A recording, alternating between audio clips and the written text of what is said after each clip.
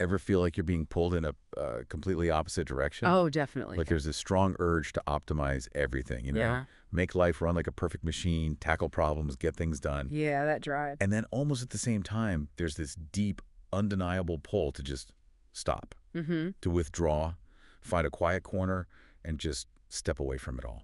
That internal tug of war is so, well, so fundamental to our experience, isn't it? It really is. It's this constant negotiation between the drive to engage with the world and the need to retreat into ourselves. Exactly. And today we're doing a deep dive into a collection of insights from High C Tarot specifically for June 3rd that speaks directly to navigating this precise energy. Right. We have three really fascinating pieces to explore here. Where are we at? There's the astrology of the day, then a TarotScope focusing on the symbol of the prairie dog, Okay. and finally, a beautiful narrative, the story of the day, called The Tale of Ciarán the Burrower. Ciarán the Burrower. Intriguing. Okay, so our mission in this deep dive is to unpack what these diverse sources, when you read them together, reveal about how we manage our energy, our focus, and, well, our inner landscape on a day like this. Yeah, and what core wisdom can we maybe extract from these pieces that resonates far beyond just this one specific date? Absolutely. So settle in as we embark on this exploration with you. Let's begin with the first piece then. It sort of lays out the external energy of the day, the astrology for June 3rd. Okay, let's unpack this. What's the primary drive the astrology highlights? What's the headline? The headline is this pretty potent energy to make our lives run more smoothly and efficiently. Ah, It's that impulse towards organization, optimization, getting systems in place, you know. that sounds great on the surface. Who doesn't want that? The desire to be productive, effective. But is there a challenge that comes with that intensity? Oh, absolutely. The astrology points out that with this strong drive for efficiency comes a real difficulty focusing on just one thing. We're described as being easily distracted by every shiny object. So you have the desire for smooth operation, but the tendency to just kind of scatter your energy. That feels instantly relatable, wanting to be streamlined, but getting pulled in a million directions. Mhm. Um, the sources also mention a mental intensity. The need to know is intensified, which can actually cause discomfort. Why discomfort? Well, when that analytical drive is heightened like that, it can easily lead to overthinking. Okay. The astrology says this state can trigger mistrust and suspicions, leading to this urgent search for answers. It's like your mind is just working overtime looking for what's wrong, what needs fixing. Ah, okay. Looking for flaws or inefficiencies, which makes sense given that initial drive for efficiency. But that intense analysis, it sounds like it could be tricky, especially in, say, communication. It is, the caution is pretty explicit. Slow down and choose your words carefully. Hmm. There's a real risk of becoming overly critical or perfectionistic when that analytical filter is working so hard. So a day where you want to be highly efficient, you're capable of detailed analysis, but you're also prone to distraction, potential criticism, maybe even suspicion. It paints a challenging picture for outward productivity. It does. Yet the astrology does say some things are favored, right? Yes. It does note that it's actually a good time to tackle detailed work or problem solving. Okay. So it aligns with the analytical intensity, but maybe needs some careful direction. Right. The key isn't to just be intense and distracted, but to manage that energy somehow. What does the astrology suggest for, success? It really emphasizes flexibility. With flexibility comes success. Flexibility. And importantly, managing expectations.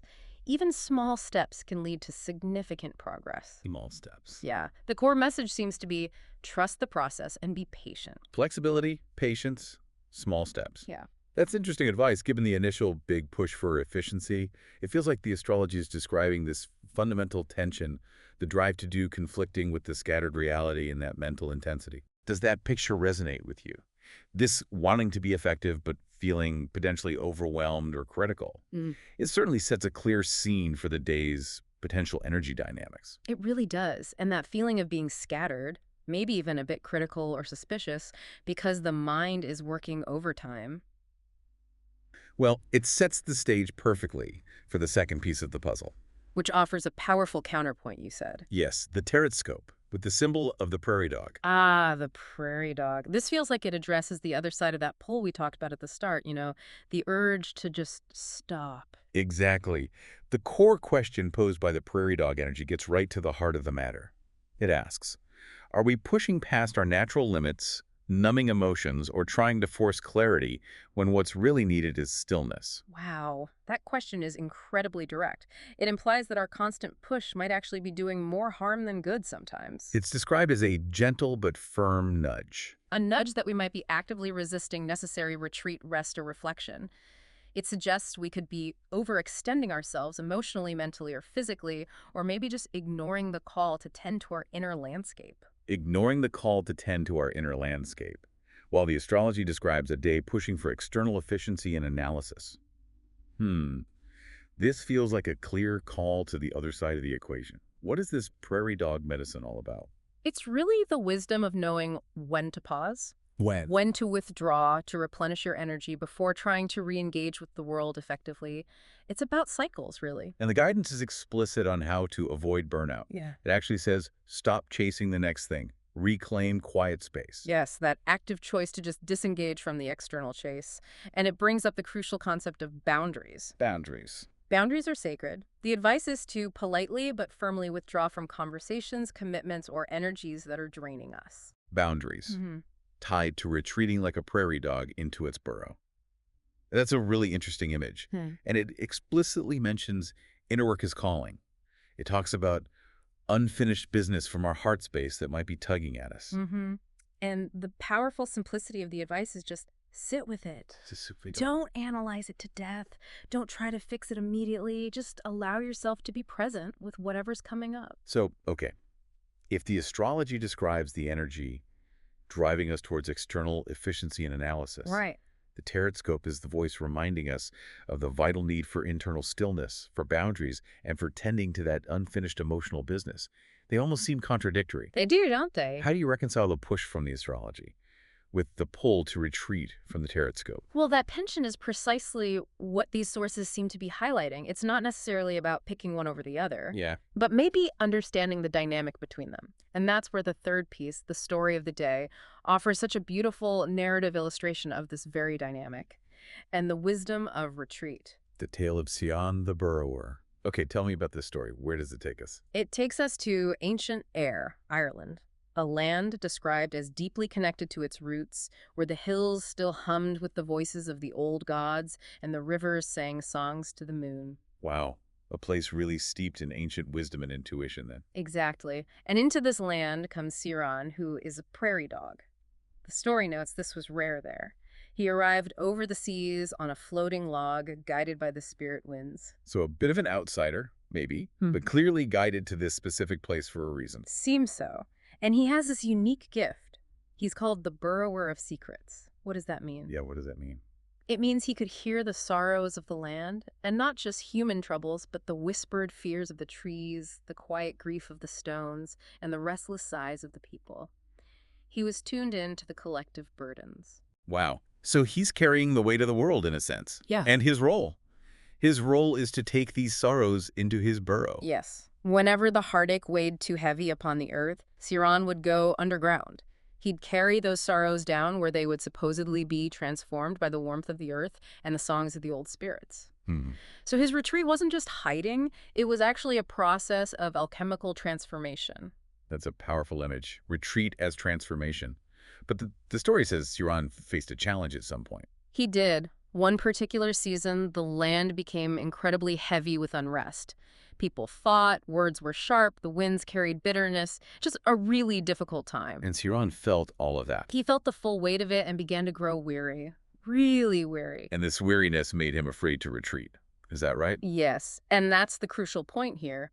The burdens felt too great, and his own heart felt too thin, too fragile to step away. He feared that by retreating, he was somehow abandoning his role, that the weight would crush him or maybe crush the land if he didn't stay present above ground, trying to carry it all. So he felt the external pressure so intensely that he abandoned the very wisdom, the very practice that empowered him in the first place. Exactly that. And that's when the turning point arrives. Anu, the goddess of the earth, appears to him. The goddess herself. Yes, in the form of a white stag on a mist-cloaked morning. Wow. A direct intervention from the earth itself. What wisdom does Anu share with him? Well, she asks him, pretty simply, why he's lingering above ground. And Ciarán confesses, the world calls him to fix things, but he's just so tired. Understandable. And Anu tells him he has forgotten the oldest wisdom. The oldest wisdom? What is it? She reminds him that even the fiercest warrior must retreat to heal, and the healer, too, must rest their spirit. That's powerful. And then the line that just echoes the prairie dog medicine so strongly. The earth is not your burden to carry always. Oh, wow. The earth is not your burden to carry always. You don't have to carry it all alone. That must feel like a huge relief to hear, but also maybe hard to accept when you feel so responsible. It is. It's a profound release. Anu vanishes then, leaving just the scent of heather and hoof prints, but Ciarán remembers. He gets it. So what does he do? He turns away from the stormy winds, all that external chaos, and he finally slipped into his burrow. And what happens down there in the dark earth? Well, surrounded by warm earth and ancient stones, he let his heart unburden. The earth provides the support, the container.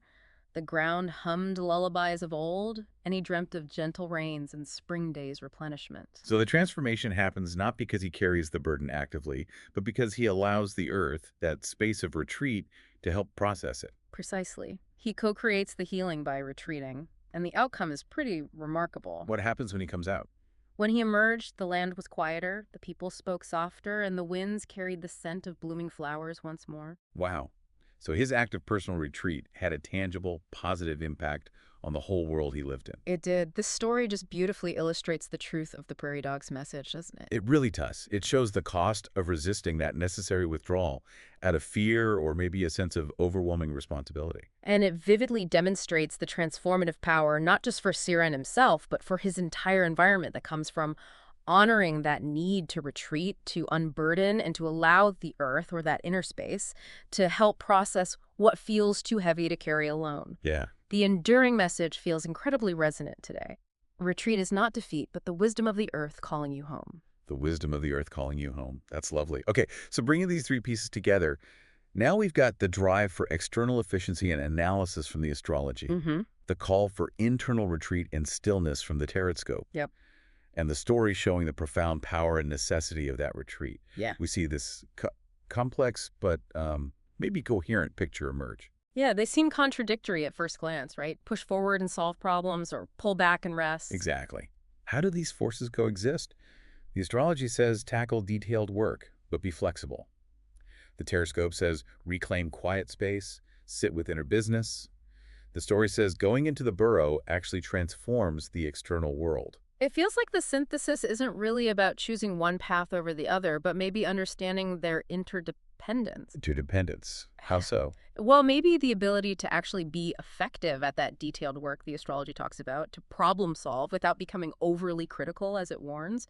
Maybe that requires the clarity and the groundedness that comes from the retreat and inner work the other sources emphasize so strongly. Okay. So the flexibility mentioned in the astrology isn't just about adapting to changing external circumstances. Right. It's also the flexibility to move between outward action and inward replenishment, knowing when to shift gears. That could absolutely be a key interpretation. And think about the analytical drive the astrology mentioned, that need to know, triggering a search for answers. Yeah. Maybe that's exactly what eventually leads you to recognize that unfinished business from your heart space that the TarotScope prompts you to sit with. The external search might ultimately point you inward. That makes sense. Yeah. And certainly trying to solve problems or analyze intensely from a place of internal exhaustion or overwhelm, Right. ignoring that call to retreat, Yeah. that sounds like a recipe for the very criticism and ineffectiveness the astrology cautions against. Exactly. The stillness and the inner work aren't impediments to external action. They might actually be the essential fuel or the foundation for effective, clear, and, resilient engagement with the world. Like with Ciarán. Yes, Ciarán shows us that by stepping away, he became capable of facilitating transformation when he returned. It wasn't inaction, it was necessary preparation. So this deep dive into the June 3rd insights from High C Tarot gives us a really powerful framework, actually. It suggests that true effectiveness isn't just found in a relentless external push, No. but in a dynamic interplay between that drive and the equally vital practice of intentional retreat. It's about recognizing that honoring the call to rest, to sit with your inner landscape, to step back when things feel too heavy. That is not a sign of weakness or defeat at all. It is, as the story so beautifully puts it, the wisdom of the earth calling you home. Exactly. And it leaves me thinking, about this constantly busy world we live in. Mhm. Considering these sources together, could it be that our greatest capacity for effectiveness, for clarity, for navigating all the challenges we face stems directly from our willingness to honor that sacred space of inner rest and reflection? That's a powerful thought to end on. Rethinking productivity not as constant output, but as this sustainable cycle. Maybe it offers a different way to approach it all.